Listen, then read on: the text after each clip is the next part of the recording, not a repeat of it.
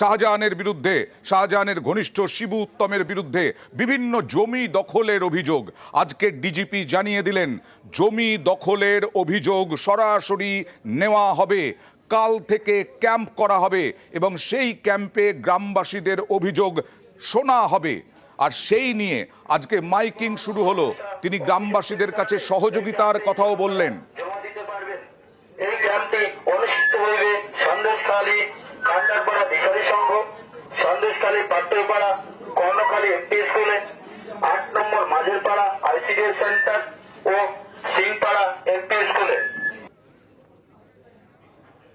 আর এদিকে উত্তম সর্দার শিবু হাজরার বিরুদ্ধে এবার গণধর্ষণের মামলা ধারা। একজন মহিলার গোপন জবানবন্দির ভিত্তিতে এই মামলা অর্থাৎ ধারা দেওয়া হলো। আর উত্তম সর্দারের বিরুদ্ধে গণধর্ষণের মামলা, শিবু হাজরার বিরুদ্ধেও গণধর্ষণের ধারা, উত্তমের বিরুদ্ধে খুনের ধারাও যুক্ত করা হয়েছে পুলিশের পক্ষ থেকে। আর আরেকটি মামলা, সেটা সোনের অ্যারেস্ট করা হয় এবং পিসি প্লেয়ার দেয়, সেটা হচ্ছে গণধর্ষণের চেষ্টা করে। সেই মামলায় ওকে সোন অ্যারেস্ট করা হয়, করে সেই মামলায় পিসি চায়। পিসি 8 দিনের পিসি অ্যালাউ হয়। 10 দিনের পিসি প্লেয়ার ছিল পুলিশের, 8 দিনের পিসি প্লেয়ার অ্যালাউ হয়। এছাড়াও বনগার একটি আননোন মার্ডার কেসে ওকে ট্যাগ করা হয়।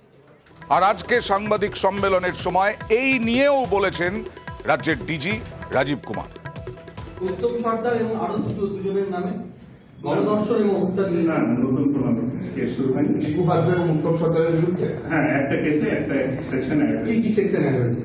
ওটা 144 ধারার মধ্যে তার বাড়িতে গিয়ে তার অভিযোগ তাকে মারা হয়েছে, মহিলার গায়ে হাত দেওয়া হয়েছে, বাচ্চা শিশুকে ফেলে দেওয়া হয়েছিল। আছে এই জিনিসটা ইনকোয়ারি করা হচ্ছে। যদি কোনো এরকম ঘটনা ঘটে থাকে পুলিশ যথাযথ ব্যবস্থা নেয়।